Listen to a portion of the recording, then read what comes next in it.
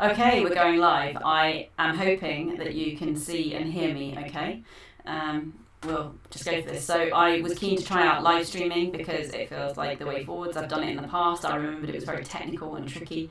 I've got over all the technical and tricky stuff, I think. And I am going to answer some questions that people have sent me in ahead of this live stream about how we can sort of support students and staff. And actually I've got some questions about parents as the schools move towards closing because of COVID-19, the thing on everybody's lips right now. So I'm going to answer the questions that were sent in. But if you're watching live and you have a question, then do please put it as a comment and I will try to answer those as best as I can as well. Also, if you are watching live, if you could just let me know if you can see and hear me okay, because I think I've got it all set up right, but who knows. Okay, so the first question came on Twitter from TP Reedy saying, thoughts on children of key workers and those with education health plans, etc., who will still be going to school. It'll be so different at school for them. And yeah, so basically thinking about those who are going to be at school as well as those at home. Thank you, Terry. I'm glad to hear it's working okay. I'm not sure. So kids are going to be going to school. Some kids are still going to be going to school, even though for many school will be shut to them. And so school's going to feel different. We don't exactly know what form school's going to take, and it might vary from school to school, but I think that the general idea is that school will be more of a kind of child-minding service for those children whose parents really, really need to go to work. So if they're nurses or doctors or delivery drivers, that kind of thing. It might be different in different countries, but yeah. But in the UK, in England certainly, some schools are going to remain open for some kids, and school's going to be weird. Now, what can we do to support them? Right. My suggestion here would be that as quickly as possible, we need to try and find a new normal. So it's really difficult as a child, as a human being, when things are unpredictable. And these are really uncertain times. So we want to try and create some calm and control and some certainty as quickly as we can, as well as we can, for those children who are coming into school. So we might be thinking about what is going to be the routine and the rhythm of the day. And actually, this is true for those at home as well. What's the new normal going to look like? What's the new routine and the rhythm of the day? What are our expectations? What are expectations of children of us, and vice versa? What are the rules? What are the boundaries? What can we expect if we cross those boundaries? And what is each day going to kind of look like? So you can think about these things if you've got children at home as well as those children in school. Essentially, the working day for our school children is going to look totally different, and that's terrifying. Let's try and create a new normal for them fast and communicate that with them, and so that they can start to adapt. One of the good things about younger children is that they very often will quickly settle into new routines as long as we are consistent in our application of it and we make it as predictable as possible. So, you will know this as parents if you've got a younger child. As soon as you've done something twice, kids think it will happen that way forever. So we can use this to our advantage here, create a new normal quickly.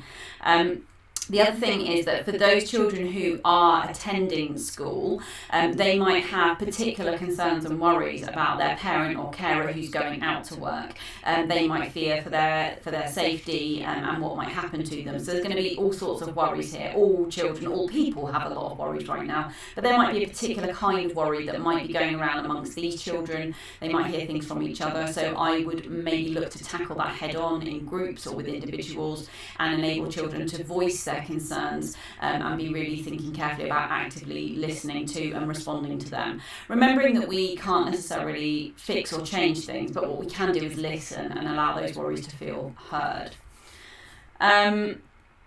Next question was from Karenza on Twitter again, asking about coping with contagious anxiety. Oh, slight echo. I've had this problem before. I don't know why that is. I'm going to try moving the microphone. And I can switch the input if it still doesn't improve. So Karenza was asking about coping with contagious anxiety, and I looked to clarify with her, because was she talking about anxiety around contagion, which is very much an issue at the moment, or was she talking about when we kind of like catch anxiety off other people? So if someone's panicking, then we might panic. And it was the latter. So she was talking specifically about how do we stop ourselves from getting more anxious when everyone around us is anxious. That's a big question for everyone right now. A few thoughts on that, I think. one is just to make sure that whatever you're doing, whatever form your days take right now, to try and build in some time each day when you step away from worry. So we would often talk about creating a time when we would worry. So we talk about shelving worry and having worry time if we're someone who has a lot of anxieties. That's a bit hard right now because the worry is all around us all the time. Like anytime you connect to any news source or anything, it's all about this. So it's a bit hard to kind of just define that to set periods. But instead, I think what we can do is take time when we step away from that worry, when we give ourselves permission to just not think about it for half an hour, for an hour, and to do something that we enjoy instead, or do something that helps us to relax, engage in some exercise or yoga or reading, whatever helps you to escape. So stepping away from worry for periods each day, I think, is really important. The next, I think, is if you need to put yourself in a situation which you know means you're going to come across other people who might be stressed, anxious or panicking, to plan ahead for that. So for example, right now going shopping is a pretty stressful activity. You are likely not going to find all the things that you need. You're going to be surrounded by other people who are worrying. There's going to be that constant fear of, am I going to pick up the coronavirus from someone who is here right now? Or might I have it and pass it on? There's loads and loads and loads of different worries. So here I think you need to plan ahead.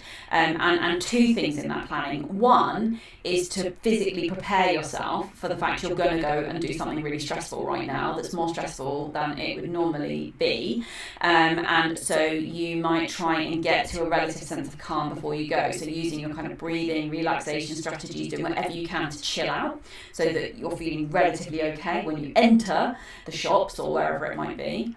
So kind of creating that calm before you go in. I do this all the time as part of my day-to-day life because I'm autistic and anxious much of the time.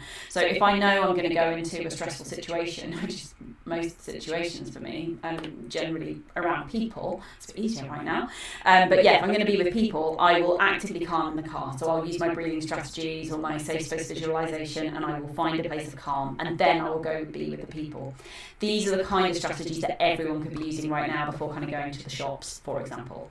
The other thing here is planning carefully so that you know what you're going to do and you can do your tasks that you need to as efficiently as possible. So having a really clear idea about, again, using the shopping example, where you're going, what you're going to do when you get there, what are the things that you need to pick up, and then what next. You can also plan for if it goes wrong.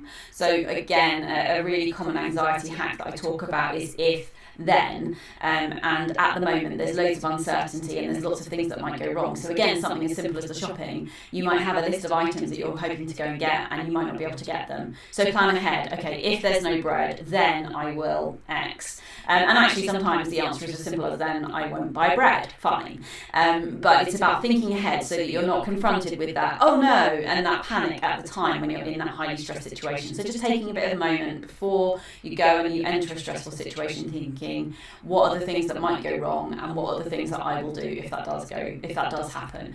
You might be thinking too about things like, if somebody coughs near me, what will I do? And just thinking proactively about the steps that you will take. Okay, just looking at the comments. So the audio is echoing a bit. Have you muted your stream preview on YouTube? It might help. Yeah, I can't hear myself, so I don't think that's the issue, but I could potentially try changing my audio device. I'm going to try. Can I do that now? It might say I can't whilst I'm out. So let's try. Audio. Bear with me. So this is the whole point of this, is so that I can try and get it working well. I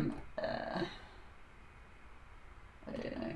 Okay, so I'm using OBS, so anyone who's got good knowledge on that would be welcomed.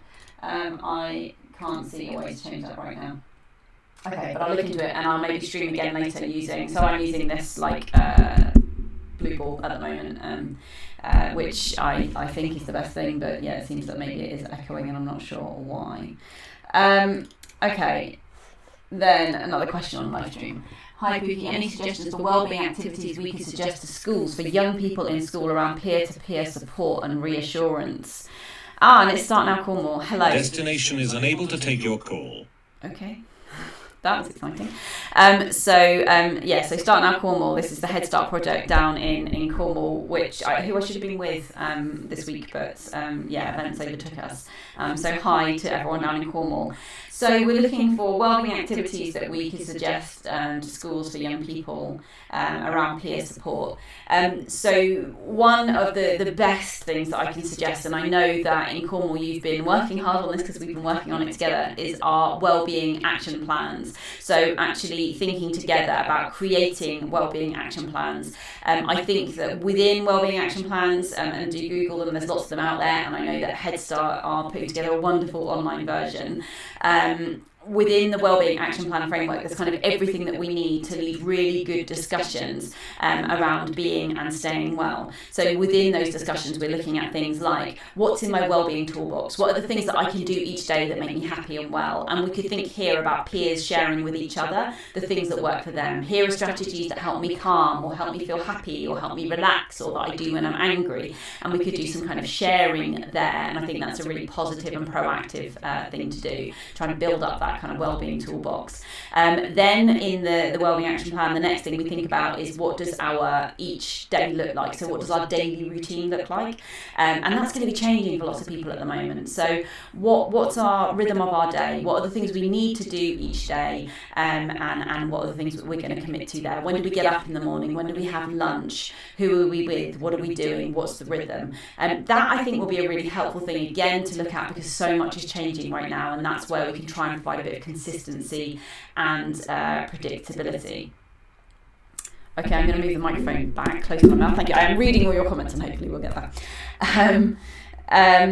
The things that we do every day. Then we think in our wellbeing action plan next about things to avoid, and this can be around kind of compare and despair, or we might think about avoiding kind of drugs and alcohol. We might avoid certain places, people, things, and there might be certain things that we kind of avoid doing. We might avoid kind of engaging excessively with the news and social media right now, because that might be really stressful for us. So we think about what would we be avoiding? Then we think about our warning signs and our triggers, and again we can think together about that. One of the things we often find is that we're not very good at knowing when we're beginning to take a dip ourselves, but often our friends pick up on it really well. So if you've got peers who know each other well, and they feel comfortable having that conversation, they might talk about the warning signs they might recognise in a friend, and what as a friend they might do next if they were to see those.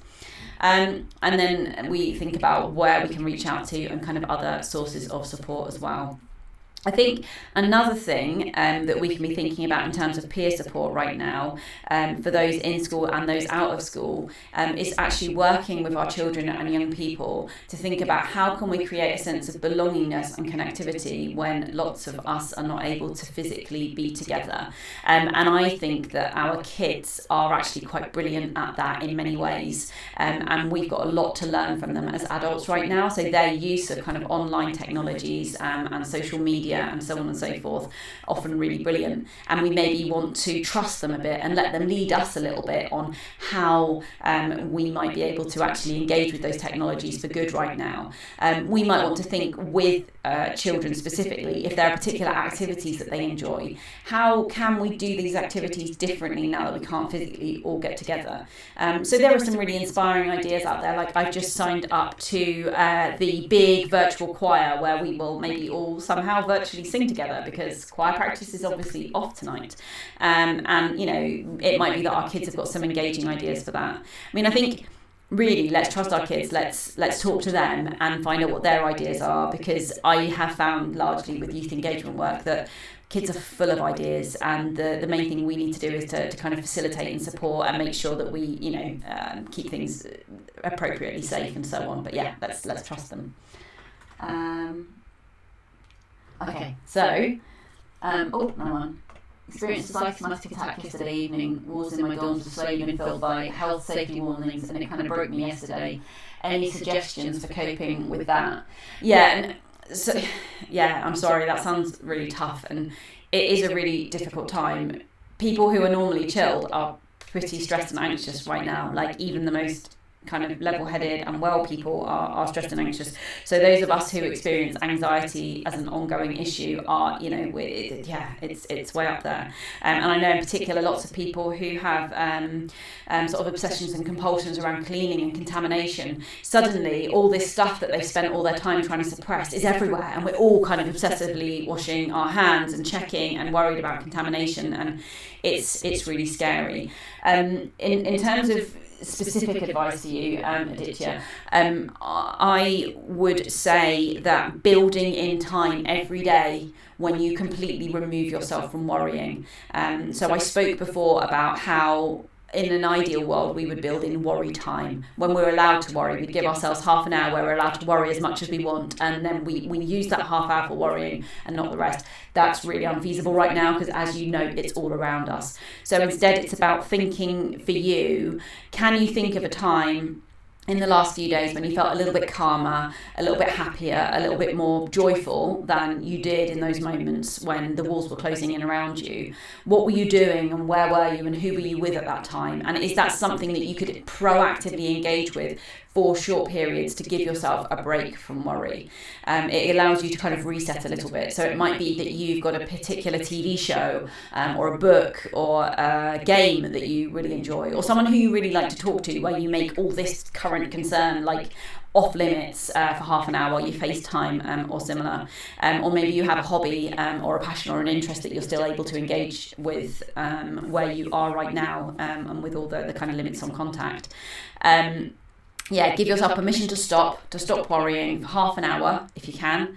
Do something, engage with something that you know will help you to feel calmer.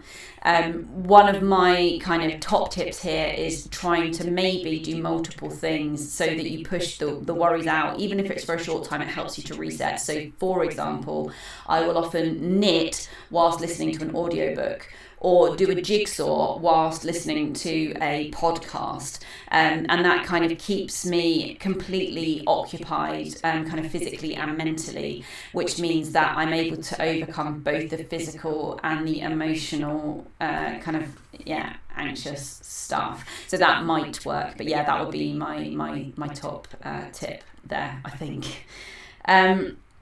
Okay. I have a set of friends who I cycle with on alternate days, and gaming takes my brain. Yeah, gaming right now, like 100% go game, lose yourself in your game. I know that sometimes people think that gaming isn't a good use of time. Right now, I think it's a lifeline for a lot of people. And again, parents and teachers out there, let your children game, not endlessly all the time, but let your children game. If it's something they can completely lose themselves in and not have to worry for a while, I just think that's a really, really brilliant use of time. And then maybe you're then able to continue a little bit more. So I think the thing to remember with anxiety is that we're kind of trying to constantly kind of keep it lower. So we're trying to bring it down. And if we can build in activities that mean that as it's rising, we just bring it down again, then we're on a slightly more even keel. And then as it begins to build up, then we bring it back down. So it's about resetting. And I would plan proactively to build those resets into your day so that you don't have to rely on your anxious brain to say, hey, go game. But rather say, I'm going to game at these times each day, or you're going to go cycle at these times each day. So that you can just try and keep on top of it, proactively calming, rather than waiting until things feel horrible. Sarah, who is a Relaxed Kids coach, massive shout out to Relaxed Kids. They are amazing, and they've got tons of really good resources, which I recommend to people all the time. So do look them up. And if you're looking for activities to use with younger children to help to manage stress and anxiety or to relax them at the moment, all of the Relaxed Kids stuff is brilliant. Do look them up. So Sarah asked, hope it all works. I would love to hear about simple techniques families can use at home to help with anxiety, practical tips and techniques that I can share with them. So one thing I think is the idea that I was just discussing about taking time out from the worry. And I think doing that together as a family would be really brilliant. So something I'm going to try and do in my home from tomorrow is to build in kind of golden time when we are just focused on being a family and having fun, and there is no talk about COVID and coronavirus at all, and we just have fun. So in my family, we love board games. And luckily, one of my daughters recently had a birthday and we got a whole load of new board games, and we haven't tried them all out yet. So we're going to spend a lot of time doing board games and just enjoying those together as a family. Those kind of structured activities that you can enjoy together, really, really positive. Actually, that will be great for the adults as well. The proviso here being we need to really engage fully. So, maybe set aside half an hour or an hour when you're going to play that game, whatever it might be, and you're going to do it together, and you're not going to think about anything else, and you're going to be wholly in that moment.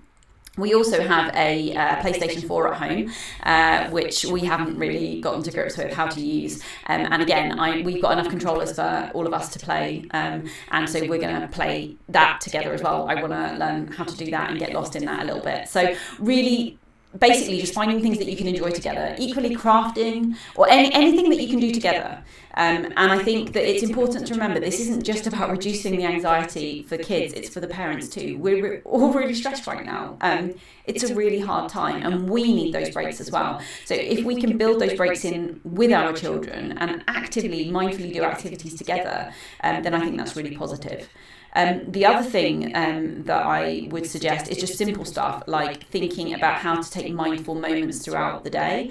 So if you've got children who are feeling quite anxious, actually just taking a moment to do anything mindfully. So really engaging with the senses. So you might drink a glass of water mindfully. So have water and think about, what does that taste like? What does that feel like? My water's really cold and I can feel it going down inside me. And whilst I might have other thoughts going on, just letting those pass and just thinking for a moment while I'm drinking that water about the water and nothing else. And encouraging children to do that and maybe doing it together with them. You can do that with anything. Another really good one actually, so at the moment, many people's hands are really sore because we're washing them all the time. And one of the difficulties with hand washing is that it can provoke anxiety because we've had to talk a lot to children and to each other about how we are washing our hands to try and prevent infection.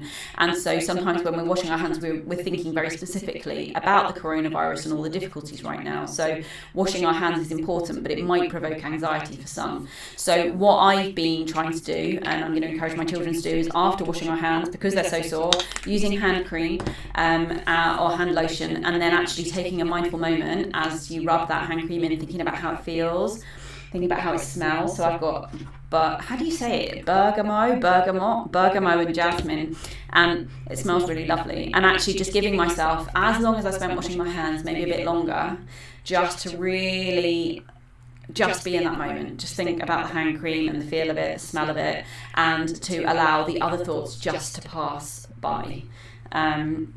So that I think is good. The other thing is to talk to your children. So we're thinking here about activities to do with children at home to help to relax and calm them, and be led by them. So a really helpful question is always think of a time when you were really happy or calm or joyful, and to consider what they were doing at that time and think whether we can kind of generate joy doing a similar thing. That's always, really, really good starting point. And then finally, any kind of creative endeavour, I think, is really positive right now. We can use that to get our feelings out, but also it can just be really good fun. So I'm a massive fan of colouring and drawing and that kind of thing. But, really anything of that kind of ilk. But it's important that we have fun, and we need to role model that for our children as well. Next, Dr. Sabina Dasani asked me to speak about how we can balance parental anxiety about children falling behind with education and the need to prioritise children's mental health during this crisis. School's shut, it's really stressful, we're worried about kids missing education, but we also need to think about their well-being. Big. So, I guess a few pointers for parents and families. Number one, if you're a parent or a carer and you've suddenly had to become a home educator, please be forgiving of yourself. Being an educator takes years to learn to do, and it's really hard. And you're not going to be able to do it overnight. And you might never find it's a thing that you particularly enjoy or thrive at. You might just need to cope well enough. So do be forgiving of yourselves. And I think also here, the other thing is, even if you are an educator, maybe that is your skill set, when you are educating your own children at home, that's going to be entirely different than being in your usual setting. It's true of everything. It's much easier to do your job professionally than it is personally. So, be forgiving of yourselves if you're not able to provide optimal education for your kids right now. We're all having to kind of muddle through. The next thing here I would say is to explore anxieties that you have and explore the anxieties that your children have, and to be honest about the fact that you don't know the answers yet. So allow your children to feel heard, but acknowledge that we don't know exactly what's going to happen. We don't know how long school's going to be out for. We don't know how this is going to impact on their education. Listen to their worries. And make sure that you validate them too, but also recognise that this is a situation that is affecting everybody. And I think that's really important for kids to recognise. They might be worried about missing out on school or not doing their exams. Everybody their age is going to be facing the exact same issues. And of course, at the point at which school does come back in session, there's going to be huge allowances made for the fact that so many people have missed a great big chunk of school. So it's important that children are engaged at home, that they're connected, that they feel a sense of belonging, and they're given some form of education. But remember, education can take many different forms, and you don't want your kids to fall behind at school, but everyone's going to be in the same boat. Everyone's going to be muddling through. Education will be compromised, and teach them other things. Maybe you are a great cook, and actually this is the time when you can make up for the fact that home economics barely features on the curriculum anymore, and you can teach them loads of different cooking skills. Maybe your child can become a pro at video editing during this time. Maybe your child can learn to code, or be imaginative, and don't be restricted by the fact that if your child was at school right now, they would be doing a geography lesson. It's okay, freestyle. So be forgiving of yourselves, be led somewhat by your children. The other thing is that parents, you right now have the opportunity to role model to your children about what we do when we're faced with uncertainty, about how we learn and we try and apply ourselves and we step outside our comfort zone. So be open and honest in your struggles with this with them, because it's great role modeling for them and will make them more open and honest in their approach as well. The other thing I think I would say here finally is that your child might be worried about things they're going to miss out on, and we don't know what's going to happen about that. So in particular, children who are due to finish school might be worried about missing out on their kind of leaving or prom or transition. We don't know what's going to happen about that. We don't know if school will come back in session before they would be due to move on in the autumn.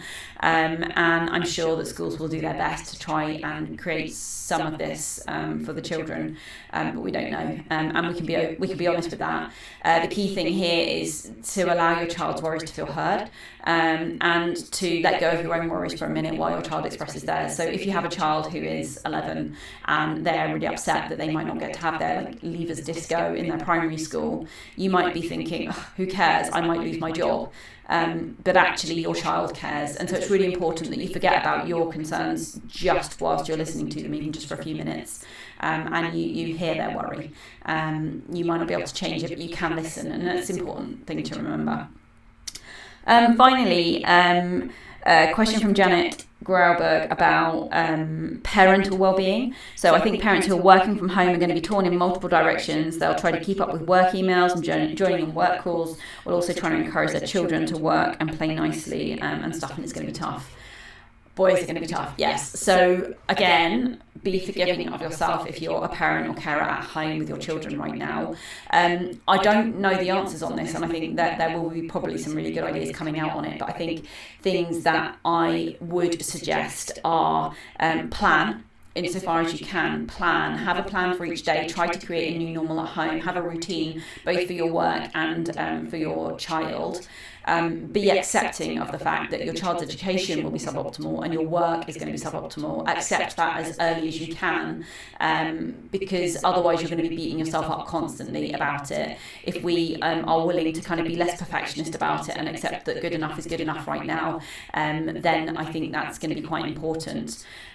Think carefully about if there are certain times in the day when, as a working parent or carer, your work would be best done, and see if you can carve out some little bits of time when you can perhaps work really productively, but for shorter periods. It's amazing how much we can get done in short periods when they're really focused. So have a think about how to create good working conditions and short times when you might really focus, and then think about what your children could be doing during those times. So it might be that, you know, your children might be able to focus for the length of a film, and that might give you enough time to get what would normally take 3 or 4 hours in the office, but you've got 90 minutes and you've, you know, really prioritised. Also, I would try and write a to-don't list. Try and get rid of as many different things as you can. There might be loads of things that you've always done because you've always done them, and maybe you don't need to do them anymore. So just really prioritise the workload. Try to create like routine with your kids so they know when they can expect your attention and when not, and try to be like respectful of the boundaries there. So this is going to be about finding that new normal again. Your children will need your input with their learning, but there will be some things that if you plan well, that you'll be able to set them going on, which might then give you a bit of freedom to go and do the other things that you need to be getting on with. But it's really important that you do build in time specifically when you are going to focus on them, because if you just try to work wholly whilst also doing childcare wholly, it won't work. So plan for it and think about, you know, what they can expect of you and what you expect of them.